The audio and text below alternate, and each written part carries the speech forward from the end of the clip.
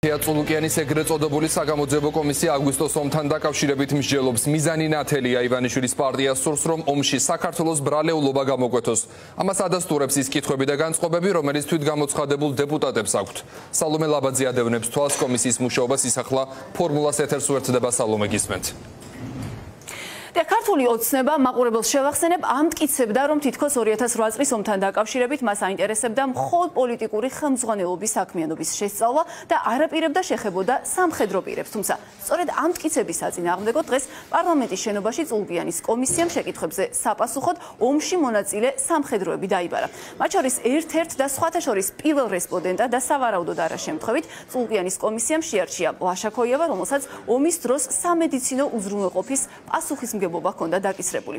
კომისიის სხდომაზე, რომ მისაღები შინაარსის პასუხებს გასცემდა ქართულ ოცნებას ლაშაქოიევა, ეს დადასტურდა სხდომითაც, თუმცა ნათელი იყო მანამდეც, რადგან საჯაროდაა ცნობილი ქოიევას კრიტიკული პოზიცია წინა ხელისუფლების მიმართ ზოგადად და განსაკუთრებული აქცენტით აგვისტოს ომზე. ამიტომ შეიძლება ითქვას, რომ დღეს პარლამენტის შენობაში მისი სტუმრობა ქართული ოცნებისთვის პროპაგანდისტური თვალსაზრისით ხელსაყრელი აღმოჩნდა, თუმცა ამას ვერ ვიტყვით შალვა ჯანიაშვილის შემთხვევაში, რომელიც 2008 წლის ომის დროს შინაგან საქმეთა მინისტრის, ანუ ვანო მერაბიშვილის მოადგილის თანამდებობას იკავებდა.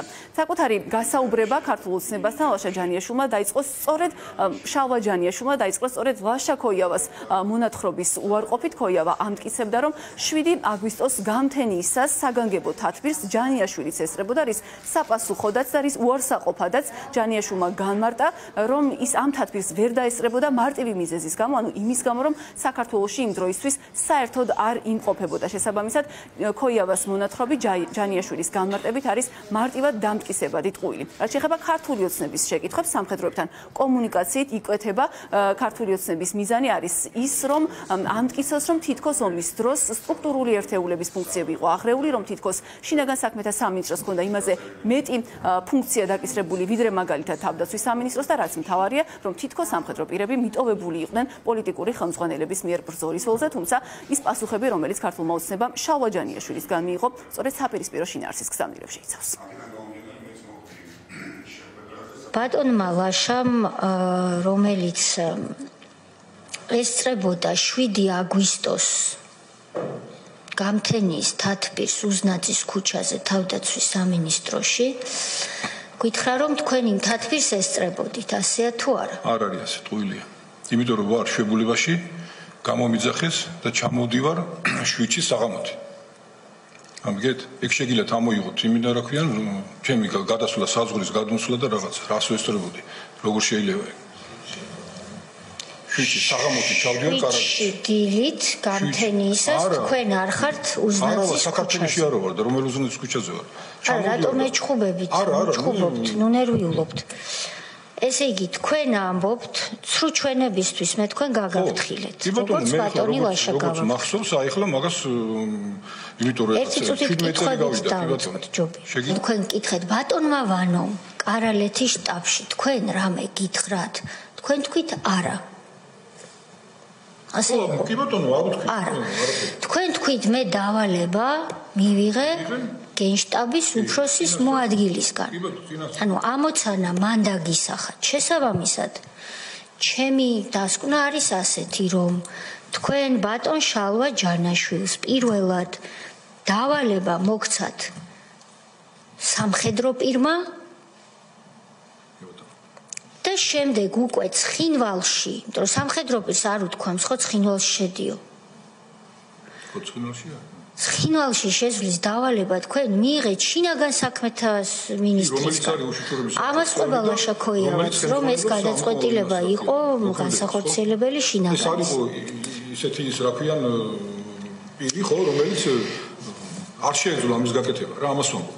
ვის ბატონ ვანოს? კი, უშუალოდ საბჭოს წევრია და უშუალოდ საბჭო ხელმძღვანელობს ამ იმას რა ქვია, ხო ამ კრიზისს. მოდით ბატონი ვანო უფლებამოსილი იყო თუ არა, რომ თქვენთვის დაევალებინა ცხინვალში შედიო, ეს შემდგომი კვლევის საგნად დავტოვოთ, მაგრამ ჩვენთვის მთავარი არის ის, რომ დავალებებს თქვენ იღებდით 2 წყაროდან.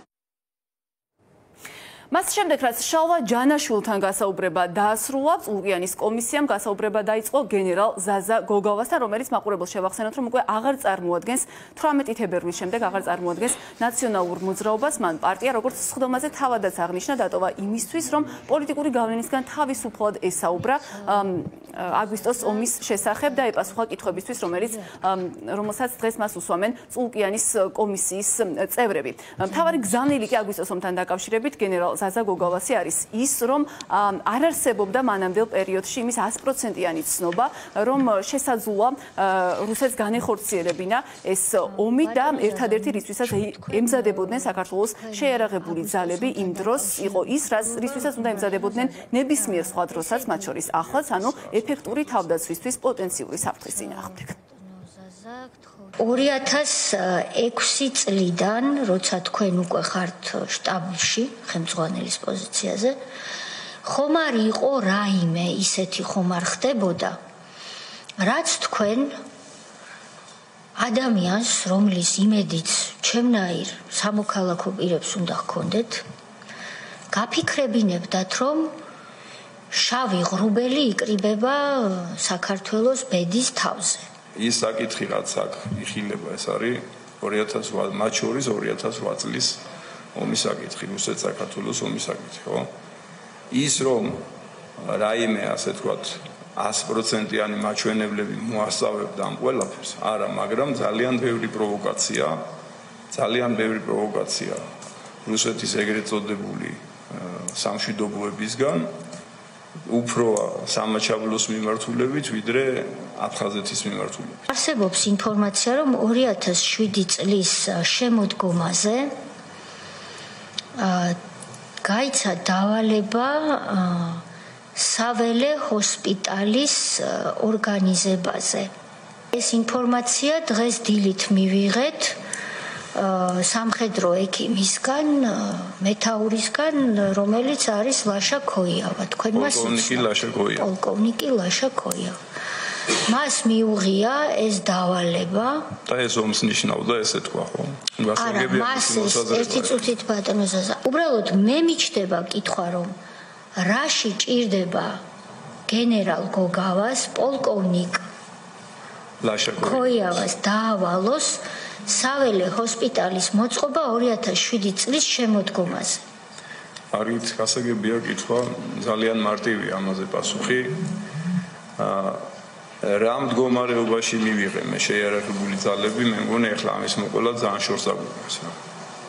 ის რომ ოდესაც ამაზე საუბრობდა, ხო, მაშინ უნდა გაემახვილებია ყურადღება იმაზე და სრულიად მას აქვს ამის უფლება, რომ ამაზე ისაუბროს, რომ ამ დროის განმავლობაში არც თავდაცვის ჰოსპიტალი არსებობდა და მით უმეტეს შეიარაღებულ ძალებს წარმოდგენაც კი არ ქონდა ჩანასახში, რაიმე რომ მოხდეს საველე ჰოსპიტალი როგორ უნდა განმარტოს. სირცხვილია ჩემი მხრიდან ამაზე ლაპარაკი, იმ ნაკლოვანებებზე ლაპარაკი, როცა ადამიანები აკეთებენ იმას, რომ აი მაგალითად რატო იყიდა გენერალმა გოგავამ კავშირგაბმულობის სისტემები. ომი რო დაიწყება, მეორე დღეს უნდა შეუკვეთოთ. ომი რო დაიწყება, მეორე დღეს უნდა შეუკვეთოთ საველე ჰოსპიტალი ვარჯიში, არ უნდა ჩავატაროთ.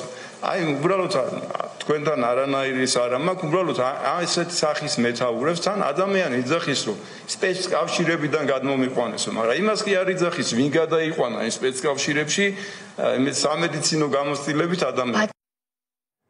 არალეგიტიმურ პარლამენტში წულკიანის საგამოძიებო კომისიის შეკითხვებს აგვისტოს ომის შესახებ ისევ ზაზა გოგავა პასუხობს, რომელიც აქვე შეგახსენებთ, რომ ომის დროს გაერთიანებული შტაბის უფროსის თანამდებობას იკავებდა. მის წინააღმდეგაც, როგორც მოისმინეთ, ქართული ოცნება ცდილობს ლაშა ქოიავას, ანუ მისი პირველი რესპონდენტის მონათხრობის გამოყენებას, თუმცა უკვე ცხადია, რომ უშედეგოდ და ასევე სავარაუდოა, რომ სწორედ ამ შინაარსის შეკითხვებით გააგრძელებს ქართული ოცნება გასაუბრებას ზაზა გოგავას შემდეგ უკვე მამუკა ყურაშვილთანაც, ბოლო რესპონდენტი, რომელიც აგვისტოს ომის თემაზე სასაუბროდ დაიბარა დღეს პარლამენტის შენობაში თია წულკიანმა სწორედ მამუკა ყურაშვილია.